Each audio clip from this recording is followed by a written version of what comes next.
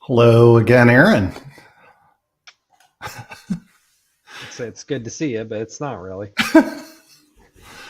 How are things up north? We're into the tolerable months. We're into the 90 days that you can bear to live. Well, you say that, but you're only factoring in temperature into that equation. What we have here in Michigan is a 7-minute period of enjoyable weather between winter and when you're attacked by mosquitoes. Got it. And we are in that 7 minutes, and so that actually comes and goes during constructive security today. It's gone. I missed the entire thing. So, well, today we had on our docket that we were going to talk about the third topic of identity and access management. Yep. I can't even muster the brain cells to remember what that topic was to be. But you and I have this little superpower. We have this forum of a kind of top secret constructive security Slack group with smart people. And we were talking about phishing today, and I felt an argument coming on. I felt a cage match coming on. I figured I said something dumb and,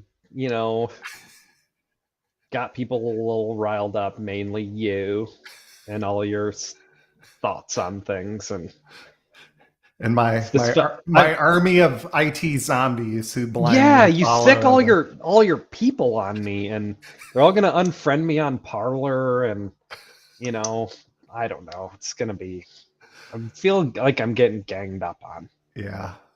I could see how that would be hard for you, as fragile as you are. But anywho, we're talking about phishing today, and the real topic is what are we even trying to accomplish, and does it? What would you say you do here? Yeah, what are you after? So we're going after a phishing. Okay, today. Let's do it. Let's. Yeah.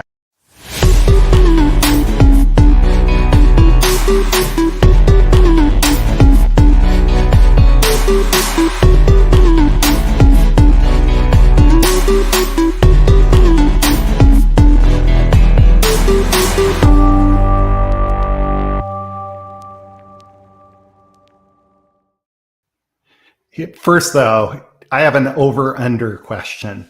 Ooh. What's the over-under on the number of people who already took a screen snapshot of me doing that, and it's going to show up in some embarrassing place when I least expect it? Yeah, I'll take that bet. Yep. Yeah. It's over 2. Over 2. Yeah, that's where the over-under is set. Okay. Phishing, and I'll start in a level set again. If you don't know what phishing is, you've come to the wrong place. You may have come to the wrong place even if you know what phishing is. Right. But I'm going to start with some premises, and we'll find the argument. I suspect. Okay. So I'm going to be clear. Sometimes we fake have arguments because we actually agree on something. I think we actually disagree on this one. I think maybe we do, but I'm going to start with some ground building. I'm going to back you into that corner. Ooh, I like this for a second. Okay. So first, I think we would agree that phishing is a big problem. I can agree with you on that. Okay. And we have some common ground. Because you agree, I'm gonna go even further with that. It's definitely a big problem. Verizon has this DBIR, the data breach info report, which Mm-hmm. say whatever you want or fill whatever you want. It's one of the most visible sort of annual state of the industry, what's going on in security. And for several years now, email-based attacks are the number one incident type. It's the number one underlying, that's where the security breaches started from. And we also know in this day and age, 90% of malware is delivered through email. I mean, that's the method of, Yep. how did this show up on my machine? It came through email. So we're good. Phishing's a big problem. I would dare say we're in agreement until this point. Might be one of the most significant challenges in IT security, meaning I'll sort of do a corollary, which is some people cheap out or don't spend enough attention on email security when, I think email security is more, you can cheap out on antivirus or whatever they're calling it these days, but you should not cheap out on email security. Like, that stuff is how people are getting owned.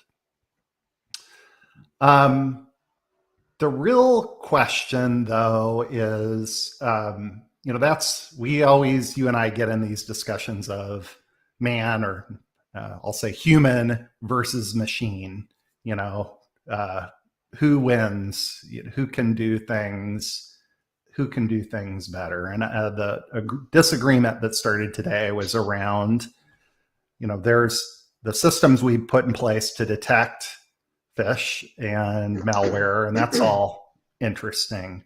But then we were having this conversation with some of our friends about phish testing and what does that actually accomplish, and does it actually accomplish anything? And of course, the conventional IT wisdom is, yeah, you have to do that stuff.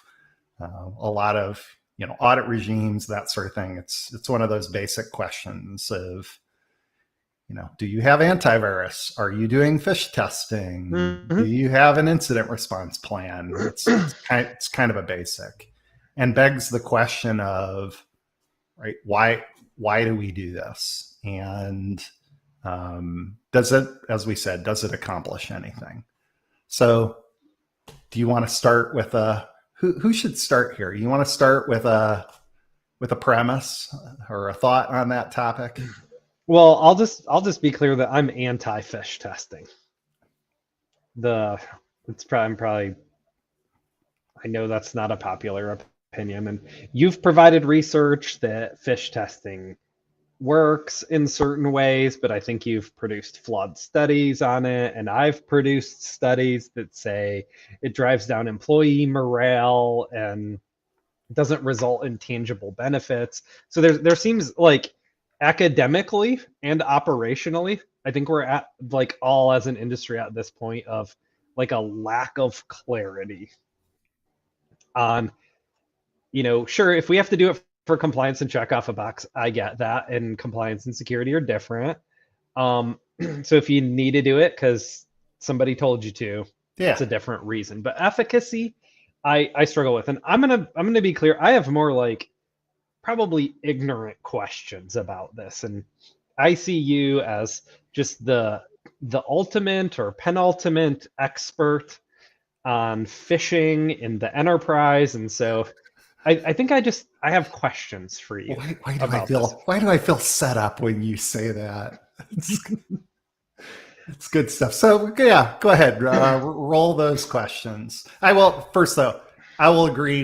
You and I went and looked at some research, and I find it to be not answering the question that I think needs to be asked, which is, you can find a study that says, that's centered around the premise of, do humans get better going through one type of phish testing approach or education versus another type of phish testing, education, and approach? But the basic premise of, like, is this working? I've seen studies that say, yeah, it's working. I've seen studies that, that question that.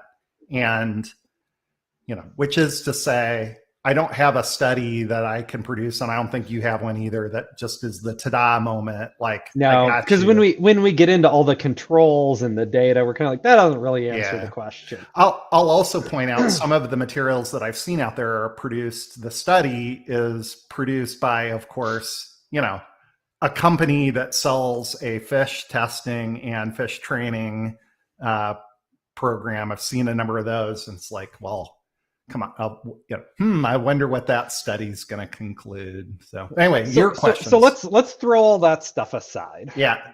And I struggle with the premise of Phish testing. And here's the premise in my mind, and I'm going to put it out there as a question because I want you to correct it for me. Okay. And that is, so it's, as you've identified, it's the biggest or one of the biggest problems that we have. Our industry has spent billions, probably is a fair estimate, trying to solve it with software, which is imperfect, I get. And so the premise of Phish testing is that we should take the biggest problem that we have, that the smartest minds in our country have spent billions of dollars on, and we should teach my mom in accounting on how to solve this. And I get stuck there that that's the right answer to this problem. Well, I want to point out something interesting too, by the way, and it doesn't disagree with you, but one of the interesting pieces of research I saw that when they looked at the age groups of who fails the phishing tests, those programs, who fails the most, and it's both our oldest employees, as you would have, and our youngest, and and that's kind of. So interesting. Let me pull that thread a little further then. So it's our biggest problem. We've spent the most money on it. And the answer is to train our people to detect this, that our software can't detect, by exploiting our vulnerable populations in technology. I would disagree with your premise. And here's why. Okay, how? So this isn't a binary. It's not a 1 or a 0. It's a both and kind of thing, because it's our biggest issue. Yes, don't get me wrong. There are people who are dumb who cheap out on email security. Okay. And like, I'm going to get rid of a really pretty, and there are really pretty effective solutions out there. I always, when I get complaints about running IT operations, when I got complaints about how much spam I get, or look at these phishing, real phishing messages that are continuing to go through, what people who complain about that are missing are, you don't see the stuff that our system blocked every single day. Right. And so you don't realize. So these are edge cases that are coming through. Yeah, correct. That a good system is blocking 90% if not, on the more run of the mill, this went to 1 million people, might be blocking 99%. Some of the better ones where, depending on what the phishing's trying to accomplish, or, its methodology, where things that aren't just like known bad or looks suspicious, but also, opens packages, detonates it, looks at behavior, even can look back in time and say, this link used to go here, but now it's going to this other place. There are really pretty sophisticated systems out there. And I would say that in the more savvy organizations, I think the intent of having the human dynamic covered is a concept of it's belt and suspenders. It's, if this is, we know, the largest issue that we face in cybersecurity, we better have more than one strategy to deal with it. We probably need more than just email security and human training. And that human training can be Phish testing. It's also the annual kind of training, which, by the way, I get that. We know that stuff really doesn't work. But we're focused on Phish testing today. Yeah. And so, but there's a trade-off with it. Like, yeah, adding more email security and more sophisticated algorithms, there's kind of a cost trade-off. Like, hey, I spend more of my cyber budget on email security. But there's, I think, a much higher cost with phish testing of things like, employee employer trust. Yeah. And, sure, like we can, we're getting to the point of like, there's an ethical question of how far do you go down the exploitation of that employee employer relationship to actually use phish testing as an effective mechanism. Yeah. And does that become, discrimination at some point, right? Yeah. If you're an older person approaching retirement and I'm targeting phish testing towards you about your 401k or your employee benefits to get you to click on something, like, when have I crossed the line? Yeah. And I'm going to agree that that's a problem, and I'm going to build on that. I'm going to dwell on that uncomfortable problem for a second, which is, there's this place I worked a while ago. We'll leave it nameless, but we had this issue of, we were, in the midst of our campaigns, and we had a campaigns of, you pick a scenario and it's like, let's go phish test this.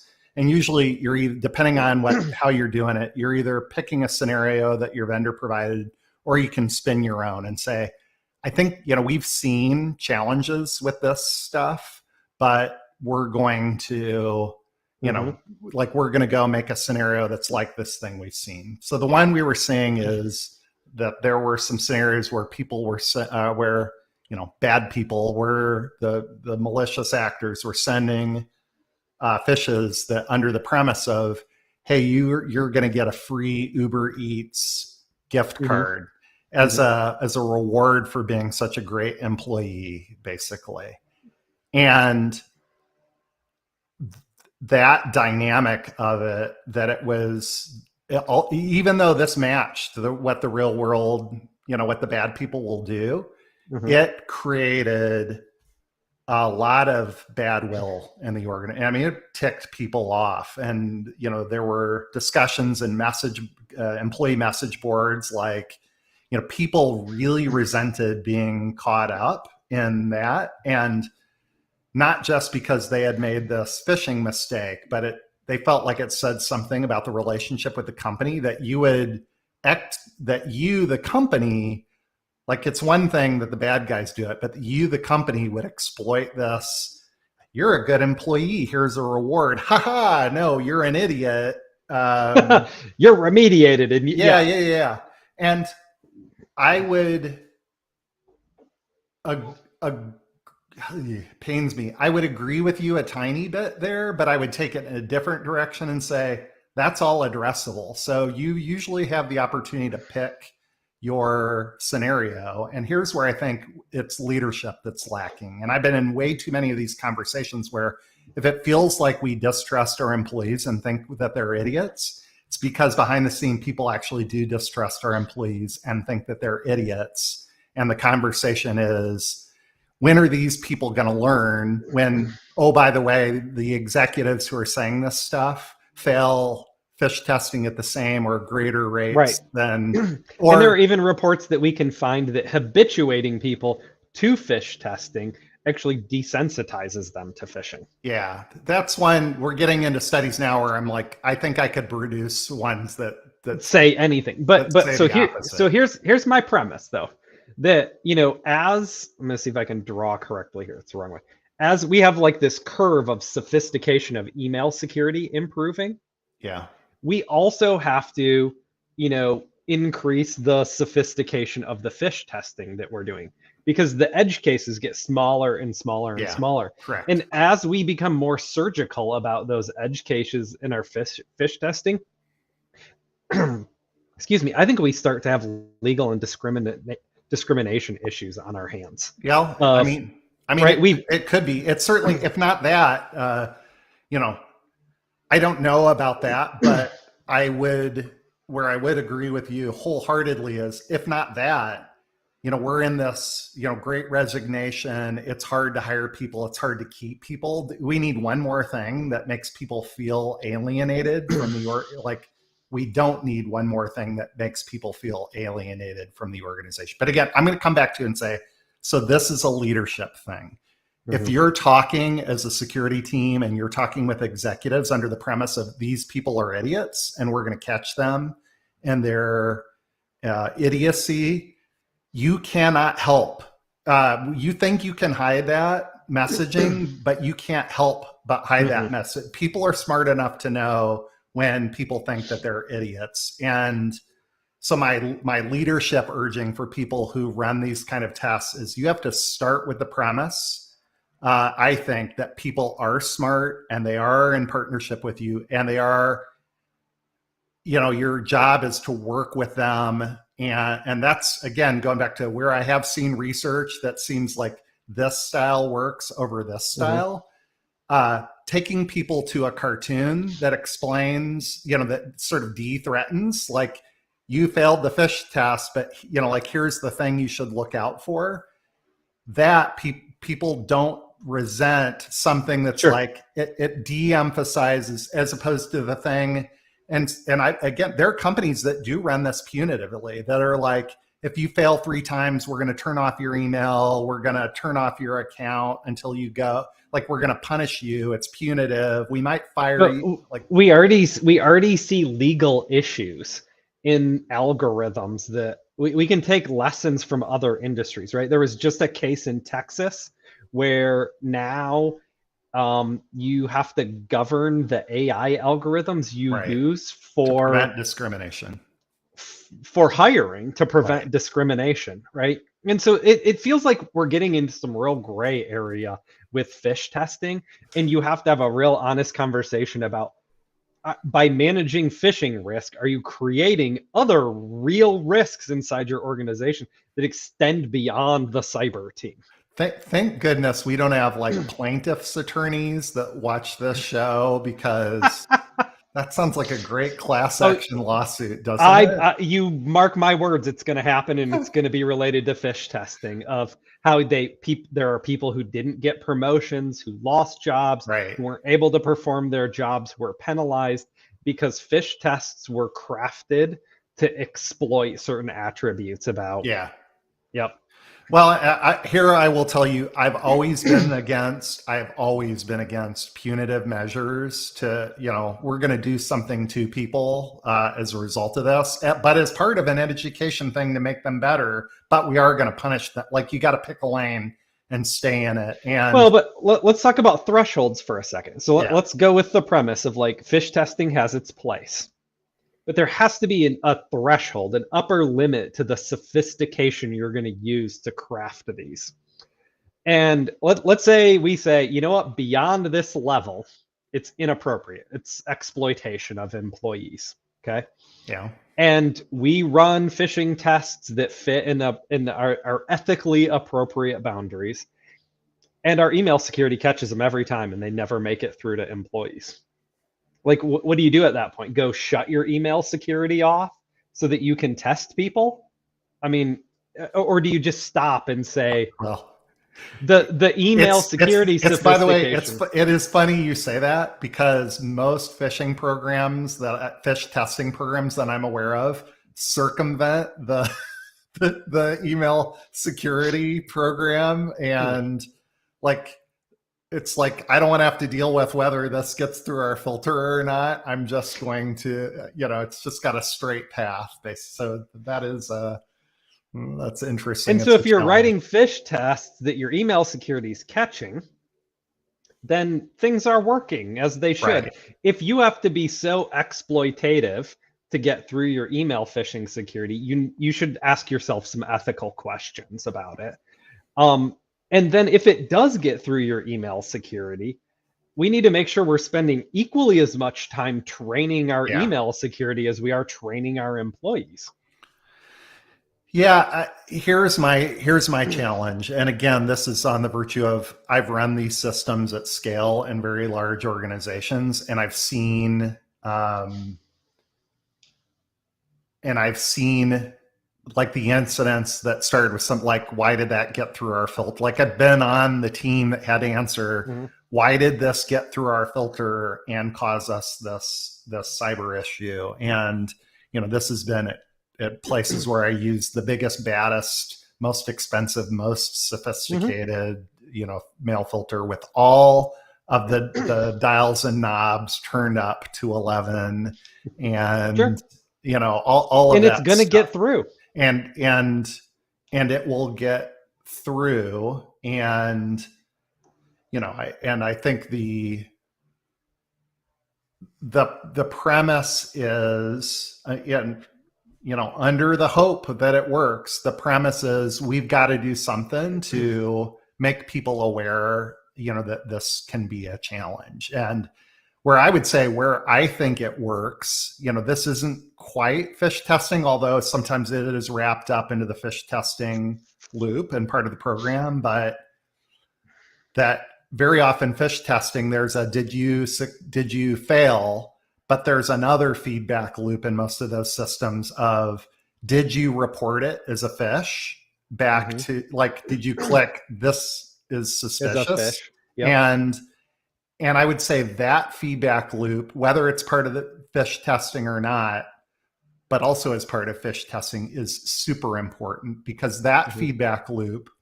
That I can agree with, though, because then you're just you're crowdsourcing data to train models better. Right. There's nothing ethically inappropriate about that I can see. But I believe, and I don't have any data to prove it, this is just an old fat guy gut feeling, that the efficacy of the email security is approaching. I don't know if it's today or last week or 6 months from now. The efficacy is approaching the upper limits of what's ethically appropriate in Phish testing. Interesting. I hear you. I don't know that I agree. I think, I think that phishing campaigns they're certainly improving and changing as the arm race, is the general state of. This is always the case in cybersecurity. The bad guys, most of them are pretty lazy. They're not terribly targeted, and it's, what do I need to do to get through most people's filters? And they just, keep spinning. Yeah, I understand that, man. Threat actors have already established themselves as people who are willing to do things that are ethically inappropriate. Right. Does that mean that we escalate Phish testing to the same level that they're willing to escalate their campaigns? Well, I'm with you. And I think the reality is I don't think we stop, though, because it's an educational opportunity, and it's a better continuous reminder, and new employees. And again, you might be catching, this may only benefit 5% of your workforce that's actually getting good trained. And normally I'd say that's not worth it. But under the assumption of you're not using it punitively, you're not using it to rat people out to their managers. If you're sticking with scenarios, and I will say too, I think you at least have to be a little thoughtful of, like, exploiting the relationship with the company to pull this off is bad. I think you've crossed a boundary there. And I've seen people struggle with, but you have to get comfortable with the fact that people have this, I think, misguided sense of, hey, I sent this and nobody clicked on it, so I must have done something where I gotta ratchet it up. And I think that's folly. I'm actually okay with I'm actually okay with going around, but all it is a reminder to folks. If our system's getting so good, this is like why we do fire drills. If our system's getting so good that we almost never see it, that to me is that's more good. But it's also more reinforcement that we should be practicing and reminding people that it could happen. Like, we still need that tickler, because it will occupy that space in people's brains that, like, oh, this is something that can happen. And I've seen that it reinforces, that behavior of, I'm going to report back that I saw. I can get on board with non-biased generalized Phish testing. But when we start creating biases or leveraging, employer-employee data sets that we have, I think we're really crossing a line from Phish testing into spearfish testing. And I think that's morally and ethically inappropriate and probably harms the employee-employer trust relationship more than it benefits any cyber preparedness that you would get out of it. Yeah. I think people are going to be disappointed because we didn't argue enough on this one. But I think you're wrong. I don't know. I think you're ugly. I think we got to be real. I'm just going to leave it. I think you got to be super careful with it. I think generalized, ethically appropriate phishing is going to be caught by your phishing filter. And if you have to go beyond that to get it through your filter, you're probably ethically inappropriate. Yeah. And I think you got to continue to run the exercise because there's benefit in educating people. And even if it's just like, we never have a fire, but we do fire drills, it's still, there's benefit out of that. But you tell people you're doing a fire drill. You don't just light a fire in the corner and set the alarm off and hope they respond. But we tell people we're doing, and again, in organizations, sometimes it's super hidden. I may not tell you the day because that would get it, but you're going to get a Phish email, once a month in an organization. And if you detect it and you submit it, you get a $5 coupon to that. And I've seen organizations that's a much more positive spin on Phish testing than this whole gotcha thing. Yeah. Agreed. Okay. All right. All right. I'm glad you're wrong. Okay. Bye. Bye.